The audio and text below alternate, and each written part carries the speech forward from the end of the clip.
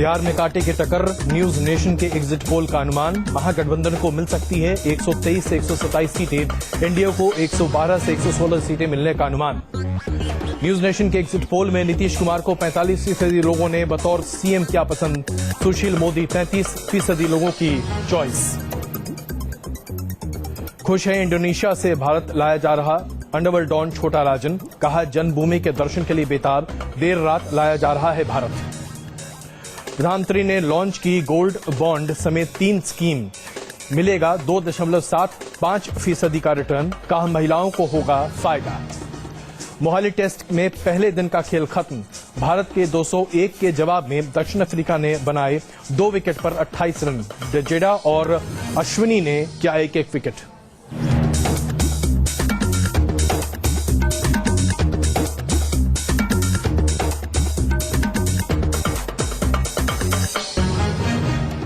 आज की सबसे बड़ी खबर आपके सामने हम पेश कर रहे हैं। न्यूज नेशन ने 190 विधानसभा सीटों में 11,000 लोगों से बात कर अपना एग्जिट पोल आपके सामने पेश किया और उसके आधार पर ऐसा प्रतीत हो रहा है कि भारतीय जनता पार्टी की अगुवाई में एनडीए शायद बिहार में अपनी सरकार न बना पाए।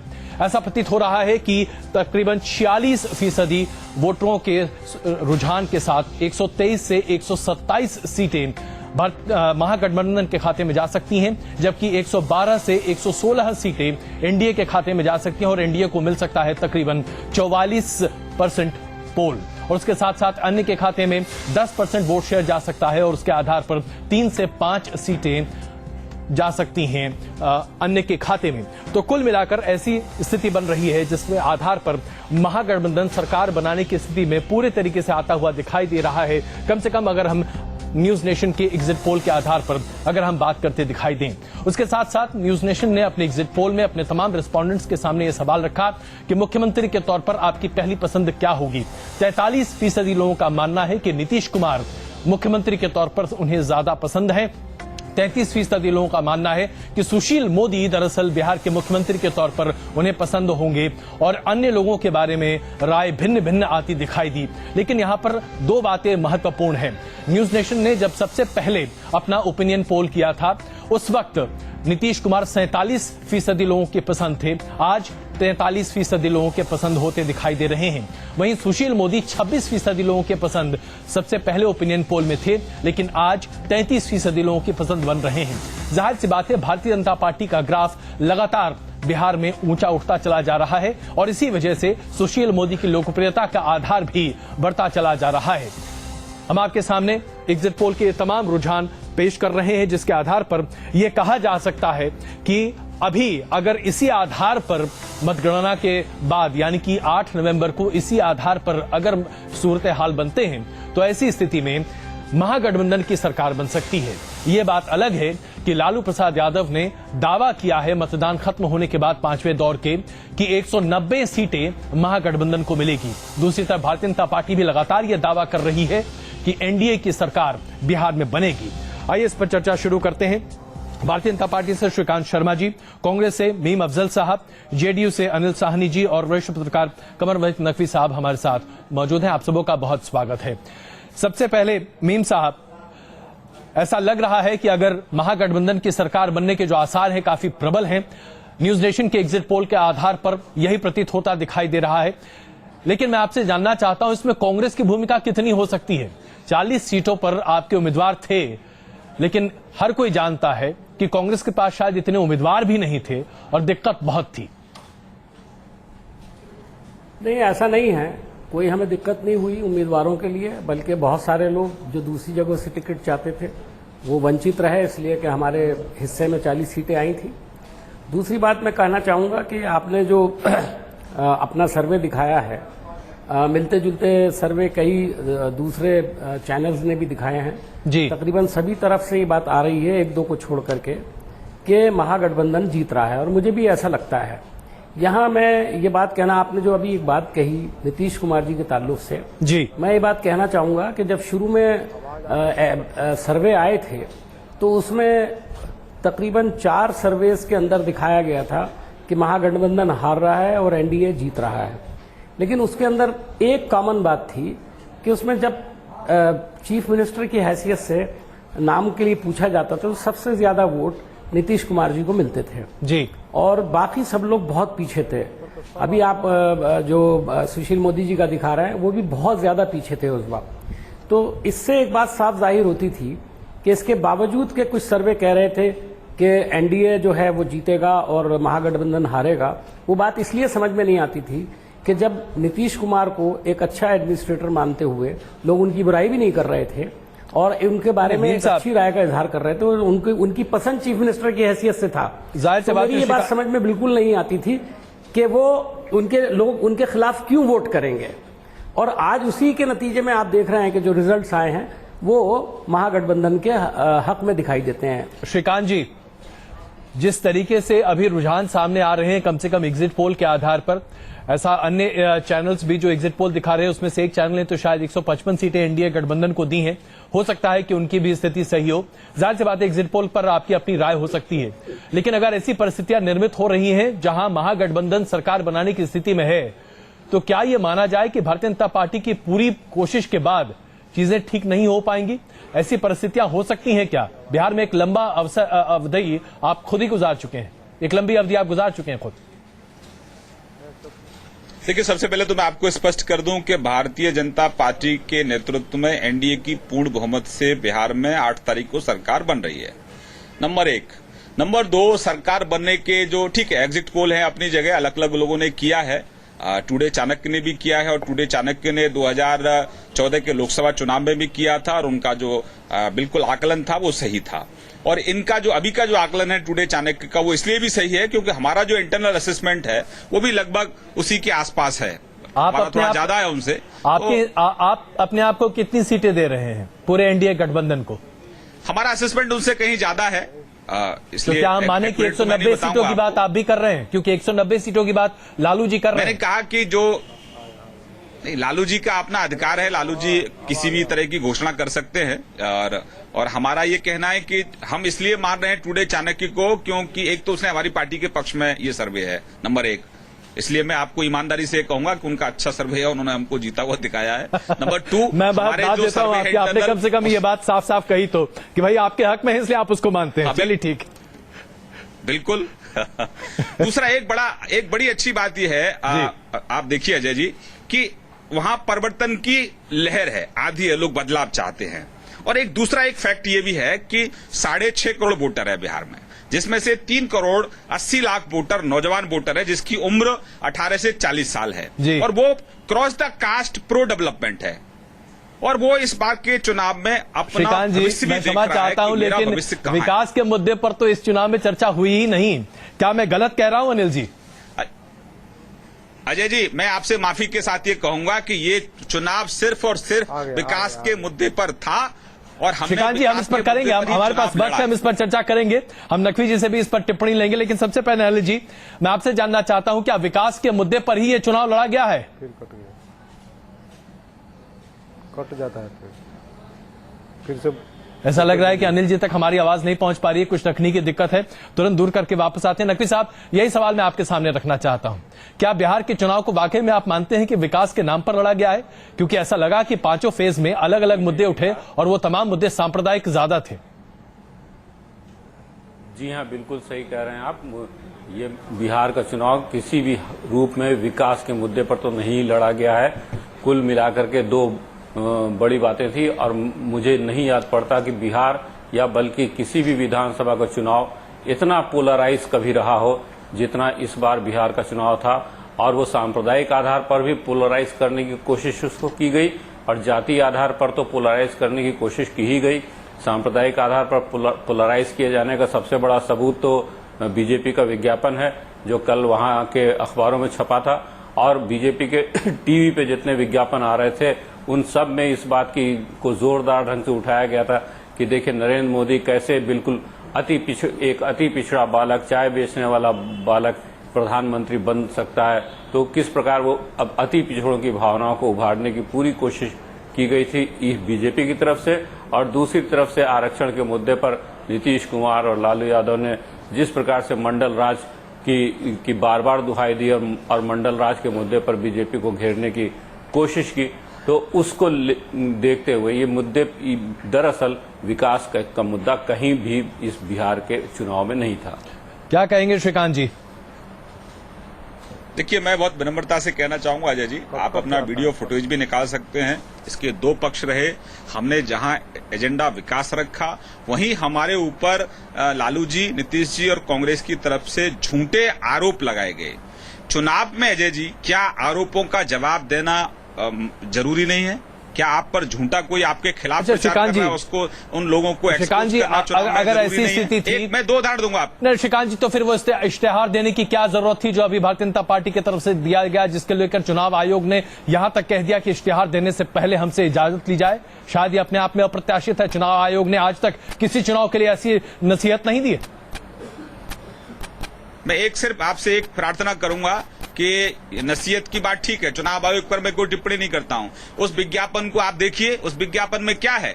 उस विज्ञापन में हमने सिर्फ और सिर्फ नीतीश बाबू जी से, जो सुशासन बाबू का दावा करते हैं, हालांकि वो कुशासन बाबू हैं, उनसे इतना ही पूछा है कि चुनाव में क्या आप इतना स्तर गिरा लेंगे कि लोगों की आस्था पर भी चोट करेंगे? आपके ही जो गौ-मास का मुद्दा आप ले आए ना, लड़ रहे हैं लालू जी, नहीं, आप गौ-मास का मुद्दा ले आए ना मीम साहब, क्या ये मुद्दा नहीं है? कौन लाया अजय जी? अरे आप बताइए, गौमास का मुद्दा कौन लाया? गौमास का मुद्दा बिहार में कहां से आया? बिहार में गौमास का मुद्दा कभी था ही नहीं होता। ये किसने कहा? दादरी कैसे मुद्दा बन गया? गौमास का मुद्दा कौन चुनाव में लेकर आया? मीम साहब, अजय जी, मैं आपको कह रहा हूं कि गौमास का मुद्दा कौन लेकर आया? लालू यादव जी ने कहा कि गौ मांस और बकरे के मांस में कोई फर्क नहीं होता है, मीम साहब खाता है। मीम साहब, गौ मांस का मुद्दा बिहार में कौन लेकर आया? ऋषि मुनि भी गौ मांस खाते हैं। तो क्या सारा देश जानता है कि भारतीय जनता पार्टी, आप मानते हैं कि इसे सवाल नहीं पूछा जाए? अजय जी, सारा देश जानता है, सारा देश जानता है। श्रीकांत जी, अब मेरी बात भी सुन लें, मैंने आपकी बात बड़े गौर से सुनी है। सारा देश जानता है कि इस मुद्दे को किसने उठाया, बताने की जरूरत नहीं है।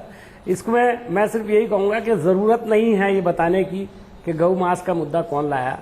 आप अपना पक्ष रख सकते हैं, फैसला लोगों को करना है कि कौन लाया और क्या उसका नतीजा हुआ। मैं एक और अहम बात की तरफ इशारा आपका करना चाहता हूं, और श्रीकांत जी को भी समझना चाहिए, बहुत अच्छा विश्लेषण वो करते हैं जी। देखिए, भारत की हिस्ट्री में पहली बार किसी प्रधानमंत्री ने एक स्टेट के चुनाव में इतने बड़े पैमाने पर सभाएं की। 26 सभाएं की, उससे पहले 4 की थी, शायद 2 और की थी, 32 हो जाती हैं टोटल, जो एक रिकॉर्ड है अपने आप में। उन्होंने अपनी पूरी साख को दांव पर लगाया है। अभी मैं आगे कुछ नहीं कह रहा हूं, उन्होंने अपनी साख को दांव पर लगाया है। उसके साथ साथ अमित शाह साहब पहली एक नेशनल पार्टी होगी जिसके अध्यक्ष ने एक स्टेट के अंदर 85 मीटिंग की है। उसके अलावा आपके सुशील मोदी साहब ने सबको मिला लेंगे तो तकरीबन 850 सभाएं की हैं। तो आपने कैंपेन में कोई कमी नहीं की, और ये बात बिल्कुल सही है कि मोदी जी ने शुरुआत जो की थी वो बिल्कुल विकास का मुद्दे। मीम साहब, ये तो उनका प्रेरोगेटिव है, वो चाहे जितना भी कैंपेन करें। बाद में इस पर मीम साहब, इस पर टिप्पणी कहां हो सकती है? लेकिन मुद्दा यहां पर मैं वही कह रहा हूं कि जैसे ही उन्होंने ये बात, ये अच्छी बात थी कि उन्होंने शुरुआत की, लेकिन उसके बाद उन्होंने शायद ये लगा कि शायद उनका जो असर है वो नहीं हो रहा, और लिहाजा पुरानी राजनीति पर आ गए। और जो पुरानी राजनीति थी उसमें 2-3 मुद्दे थे। एक तो आरएसएस के मोहन भागवत जी का जो बयान आया रिजर्वेशन को लेकर, जवाब हो गया है, मैं जवाब दे दूसरा बिल्कुल श्रीकांत जी, मैं आपको इसका जवाब दें उससे पहले जरा मीम साहब, मैं क्षमा चाहता हूं, मैं आपको बीच में रोक रहा हूं, लेकिन अनिल जी को यहाँ पे चर्चा में शामिल करते हैं। वो अभी बात नहीं कर पा रहे थे हम सबों से। अनिल जी, इस पूरे बिहार के चुनाव में विकास के नारे पर तो शायद बात हुई ही नहीं, बात होती रही तमाम अन्य मुद्दों पर जिसका सरोकार शायद बिहार के साथ रहा नहीं। लेकिन मैं आपसे एक सवाल पूछना चाहता हूं, जो सर्वे हमारा है उसके आधार पर हो सकता है कि आपकी सरकार बन जाए बिना किसी समर्थन, बिना किसी दिक्कत के। ऐसे में लालू प्रसाद यादव की कितनी भूमिका रहेगी आपकी सरकार में अगर बन जाती है तो? हेलो जी अनिल जी, आप तक आवाज आ रही है? हेलो अनिल जी बोलिए, आवाज अब आ रही है आवाज। जी, सवाल ये है कि अगर आपकी सरकार बन जाती है, जैसा कि हमारा एग्जिट पोल भी कह रहा है कि उसकी बनने की पूरी गुंजाइश और संभावना है, ऐसे में लालू प्रसाद यादव और उनके बेटों की कितनी चलेगी उस नई सरकार में? देखिए, बात जो आप पूछ रहे हैं कि लालू जी के और लालू जी के बेटों को कितने चलेगी, बात है कि यहाँ पर हम लोगों की साझा सरकार बन रही है और साझा सरकार में कोई किसी प्रकार के मतभेद नहीं होगा। हम लोगों को जो गरीब गुरबा, शोषित, उपेक्षित, दलित, पिछड़ा, अति पिछड़ा और महादलित अकलियतों की समस्या जो है बिहार में, जो बहुत सारे गरीब लोगों का जो वहां पर जो समस्या है, उसको लेके हम लोगों ने काम किया है, उसके लेके लोगों ने गोलबंद होकर अनिल वोट जी, दिया है। आप तमाम लोगों की बात कर रहे हैं और आपको क्या लगता है सवर्णों में पिछड़े लोग नहीं है क्या? सवर्ण आपका वोट बैंक नहीं है? स्वर्ण के बिहार को आगे और पीछे के नाम पर कब तक बांटते रहेंगे आप लोग? अमीर और गरीब की लड़ाई हुई है। अमीर गरीब की लड़ाई हुई है। अमीर कौन है बिहार में? वो बात नहीं है अनिल जी, अमीर कौन है बिहार में? सबसे अभी कौन है अमीर? कौन है बिहार में? जरा बता तो दीजिए ना। के मतलब नहीं, जो अमीर के जो अमीर और गरीब की बात आप कर रहे हैं। मैं आपसे सीधा सवाल पूछ रहा हूं, क्या आप जेडीयू का कोई और नेता या फिर आरजेडी का कोई नेता यह बता सकता है कि बिहार में अमीर कौन है? बिहार तो ऐसे ही अति पिछड़ा राज्य है। बिल्कुल सही कहा आपने। तो एक अति पिछड़े राज्य में अमीर कौन है? कौन सी अमीर और गरीब की लड़ाई आप लड़ रहे हैं? उसमें से भी विशेष रूप से लोगों जो है सो शोषित उपेक्षित है। गरीब की लड़ाई आप लड़ रहे हैं? उसमें से भी विशेष रूप से लोगों जो है सो शोषित उपेक्षित है। जाहिर सी बात है, आप जातीय राजनीति के आधार पर बात कर रहे हैं अनिल जी, विकास करने के। और यही सबसे बड़ी आशंका है आपके साथ कि जंगल राज पार्ट 2 की जो बात बीजेपी करती है वो कहीं चरितार्थ न हो जाए आपके राज्य में। मीम साहब, यही सवाल मैं आपके सामने भी रखना चाहता हूं। ये अगड़े और पिछड़े की लड़ाई में गरीब का क्या कांग्रेस भी अपनी सक्रिय भूमिका निभाएगी? ऐसी बात नहीं है। गरीब की राज हो तो जंगल बिल्कुल निभाएगी। और जो ये गैप है, इसको कांग्रेस सबके साथ मिलकर के जो गैप आप नहीं तो आप किसके साथ हैं? अगड़ों के साथ हैं, पिछड़ों के साथ हैं? क्योंकि आरजेडी और जेडीयू ने पूरे तरीके से मान लिया है कि बिहार के चुनाव अगड़े बनाम पिछड़े हैं। देखिए, मैं आपको कहूं कि हमारा ये मानना है कि जो ऑप्रेस्ड क्लास है बिहार के अंदर, उसमें कोई भी हो, हम उनके साथ खड़े होंगे। और ऐसा ही हम समझते हैं कि लालू जी भी चाहेंगे और ऐसा ही नीतीश कुमार भी। मीम साहब, मैं क्षमा चाहता हूं, ये मुंगेरी लाल के हसीन सपने नहीं है तो और क्या है? लालू प्रसाद यादव बार बार यदुवंशी राज और इस तरह की टिप्पणियां कर रहे हैं, अगड़े बनाम पिछड़ा की बात करते हैं। न्यूज नेशन के इंटरव्यू में कहते हैं कि मुझे पता है कि अगड़े जाति में से कोई भी व्यक्ति मुझे वोट नहीं देने वाला। अब देखिए, लालू जी ने क्या कहा, मैं उस पर कोई टिप्पणी नहीं करूंगा, लेकिन मैं आपको इतना कह सकता हूं कि कांग्रेस पार्टी ने हमेशा सबकी बात की है। हम सबको साथ लेकर के हमें चले हैं, हमारा एक कैरेक्टर है और उसको एक्सेप्ट किया है लालू जी ने भी और नीतीश जी ने भी। और हम समझते हैं कि हम अपनी बात को आगे बढ़ाएंगे और लालू जी का और नीतीश जी का पूरा साथ हमको मिलेगा। मैं एक बात और कहना चाहता हूं, मैं एक इसी मुद्दे पर जरा मैं एक सेकंड श्रीकांत जी को शामिल कर लूं। श्रीकांत जी, बिहार में ये अगड़ा बनाम पिछड़ा वाकई में बहुत बड़े पैमाने पर आता दिखाई दिया। क्या आपको नहीं लगता कि कुछ एक बयान जो कि संघ परिवार की तरफ से आए, उसकी वजह से इस मुद्दे को भुनाने में महागठबंधन को कहीं ज्यादा मदद मिली? मैंने यही निवेदन आपसे किया था कि जब झूठा आरोप कोई आप पर लगाता है तो उसका जवाब देना वाजिब होता है, और इन लोगों को यह बताया गया था कि हमने सबसे ज्यादा पिछड़े मुख्यमंत्री दिए हैं और देश के प्रधानमंत्री उस वर्ग से आते हैं। नंबर 2, कांग्रेस के बारे में मुझे एक टिप्पणी करनी है क्योंकि मैं बिहार पूरा घुमा हूं।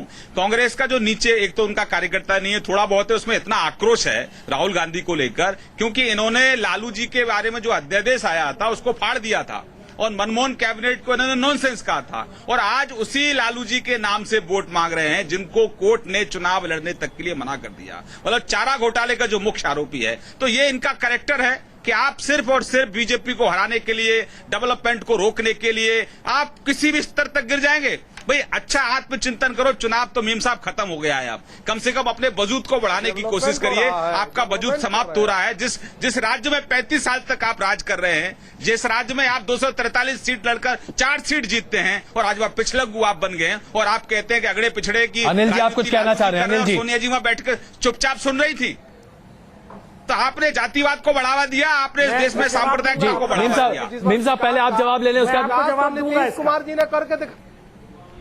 जी मीम साहब जवाब। अनिल जी बोले, आप बोले, मैं बाद में बोलूंगा, लेकिन इनका जवाब जरूर दूंगा।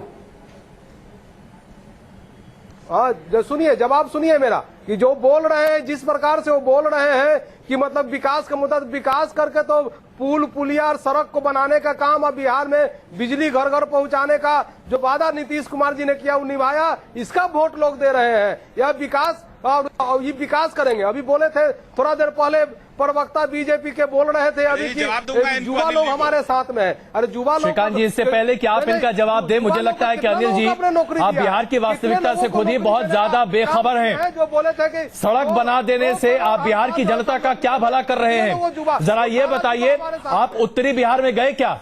उत्तरी बिहार में कहां पर सड़कें बनी है, जरा बताइए।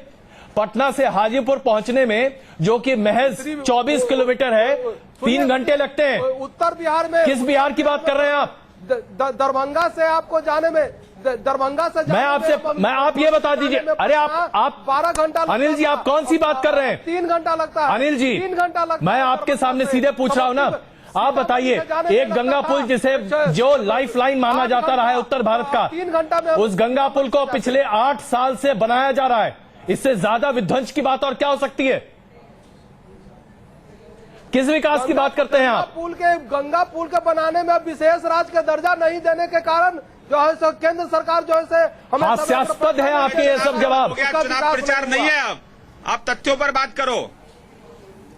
चुनाव प्रचार नहीं है, आप तो कम से कम वास्तविकता पे आ जाओ। नकवी जी, चुनाव प्रचार। मैं एक छोटी टिप्पणी यहां आपसे लेना चाहूंगा। विकास की बात नीतीश कुमार भी लगातार कर रहे हैं। हाँ, विकास जरूर हुआ पिछले 10 साल में। कुछ सड़कें बनी हैं, कुछ स्कूलों में ग्रांट्स पहुंचे हैं, कुछ महिलाएं आगे बढ़ी हैं। लेकिन अगर आज बिहार को विकास के पैमाने पर नापा जाए तो क्या आप वाकई में मानते हैं कि विकास कहीं भी बिहार में दिखाई भी देता है? देखिए, विकास में मैंने संसद में इस बात को उठाया था कि नो एंट्री लगाओ जहां पर मतलब ज्यादा कल कारखाना बन गया है। बिहार अभी भी काफी पीछे है और काफी पिछड़ा है, और बिहार को अभी बहुत कुछ आगे बढ़ना है, इसमें कोई दो राय नहीं है जी। लेकिन मैं ये कहना चाहूंगा कि कम से कम अभी जो ये चुनाव हुआ है, इस चुनाव में एक प्रश्न का उत्तर नहीं मिला इन सारी बहस के बीच में, तमाम जातिवाद, अगड़ा पिछड़ा वगैरह वगैरह के बीच में, कि इतनी भारी संख्या में महिलाएं क्यों वोट देने के लिए आई। और इस प्रश्न का उत्तर अगर मिल जाता है हमको चुनाव के नतीजों के बाद, तो कम से कम ये चीज ये तय करेगी कि जो मुद्दे ये राजनीतिक दल इस चुनाव में उठा रहे थे वो मुद्दे बेकार थे या उन मुद्दों का कोई असर था। अब महिलाओं का वोट निश्चित तौर पे ना तो जातिवाद के मुद्दे पर था, ना तो अगड़े के मुद्दे पर था, ना तो पिछड़े के मुद्दे पर था, बल्कि वो उन्होंने जिसे भी वोट दिया होगा वो बेहतर लॉ एंड ऑर्डर के लिए वोट दिया होगा, बेहतर विकास के लिए वोट दिया होगा, बेहतर सुरक्षा के लिए वोट दिया होगा। तो मुझे लगता है कि बिहार की जो राजनीतिक हालात हैं उसका सही विश्लेषण हम लोग चुनाव नतीजों के आने के बाद ही कर पाएंगे। 2 छोटी टिप्पणियां मैं ले पाऊंगा, इतना ही वक्त मेरे पास है। सबसे पहले श्रीकांत जी, इसी मुद्दे पर मैं चाहूंगा कि आप टिप्पणी करें। महिलाओं को लेकर बीजेपी ने भी कहा कि सबसे ज्यादा वोट महिलाओं ने बीजेपी को दिए। क्या आप वाकई में इसे मानते हैं? अगर ऐसा है तो क्यों? देखिए, नकवी जी ने बहुत अच्छा सवाल उठाया है, और वास्तविकता में देखें आप अजय जी, आप बहुत चीजों को बहुत गंभीरता से देखते हैं। जैसे ही नीतीश कुमार जी ने बीजेपी से अलग हुए और रिमोट कंट्रोल लालू जी के हाथ में दिया, उसी दिन से अगर आज तक देखें तो 40% क्राइम बढ़ा है। पुलिस प्रशासन लालू जी के कंट्रोल में हो गया है। लालू जी के मित्र सीवान जेल में वहां से ऑपरेट करते हैं। जीडीपी 16% से 8% के नीचे आ गया है, और विकास के 80% कार्य ठप्प पड़ गए हैं। तो ये आक्रोश है, और जिस तरह से कानून व्यवस्था चौपट है, डेवलपमेंट रुक गया है, सिर्फ और सिर्फ निजी स्वार्थ के चलते नीतीश जी ने बिहार की जनता के साथ विश्वासघात किया। और ये आक्रोश है उन लोगों में कि जिनके परिवार के लोग पढ़ाई के लिए, दवाई के लिए और कमाई के लिए जो पलायन करते हैं, उनमें आक्रोश है कि हमें वो सुखी सुविधाएं बिहार में चाहिए, और वो सिर्फ और सिर्फ नरेंद्र भाई मोदी के नेतृत्व में वो सरकार दे सकती है। मीम साहब, देखिए, दवाई, कमाई और पढ़ाई, तीनों बातें मोदी जी ने कही। एक बात भूल गए, लोग इसके लिए पलायन कर रहे हैं ऐसा श्रीकांत जी कह रहे हैं। मैं समझता हूं कि भारतीय जनता पार्टी ने लड़ाई के लिए पलायन किया सेंटर से बिहार की तरफ, और वहां पर लड़ाई का माहौल बनाने की कोशिश की, जिसमें उनको टोटली नाकामी उनके हाथ लगेगी और चुनाव का रिजल्ट बताएगा। एक बात मैं और कहना चाहता हूं, श्रीकांत जी बहुत अच्छे प्रवक्ता हैं जी, लेकिन उन्होंने भी शायद एक जड़ी बूटी जो होती है ना किसी को आगे सियासत में बढ़ाने की, शायद उन्होंने बीजेपी में किसी और से ये मंत्र सीखा है कि जब आप आओ तो वह राहुल गांधी जी के ताल्लुक से नेगेटिव बात करो तो शायद आपको ज्यादा नंबर मिल जाएंगे। नहीं मीर साहब, वो तो एक अलग बहस का मुद्दा होगा। जमीन पर बात करना चाहिए जी, एक अलग बहस का मुद्दा होगा कि दरअसल आपने खुद ये मशवरा दिया जी कि चुनाव खत्म हो चुका है जी, लेकिन अभी जो सारी बातें की वो तो आप ऐसा लग रहा था चुनाव जैसे अभी चल रहा है। चलिए मैं बहुत अदब के साथ क्षमा चाहूंगा, 30 सेकंड रोकूंगा। मैंने क्या गलत सवाल पूछा आपसे? नहीं श्रीकांत जी, राहुल गांधी की भूमिका पर हम एक बार बहस कर लेंगे, लेकिन मैं क्षमा चाहूंगा वक्त की कमी की वजह से चर्चा को ही खत्म करना पड़ रहा है। बहुत धन्यवाद आप सबों का। तो न्यूज नेशन का एग्जिट पोल, उसके आधार पर महागठबंधन सरकार बना सकने की स्थिति में सबसे बेहतर है और ऐसे में तकरीबन 127 सीटों तक महागठबंधन को मिल सकती हैं और महागठबंधन अपनी सरकार बिहार में बना सकती है। जाहिर सी बात है 8 तारीख से पहले इस पर और विश्लेषण और चर्चा जरूर होगी, लेकिन अंततः 8 तारीख को ही पता चल पाएगा कि जनता ने क्या तय किया है। रुक रहे हैं यहाँ बस कुछ ही मिनटों के लिए, वापस आ रहे हैं और खबरों के साथ।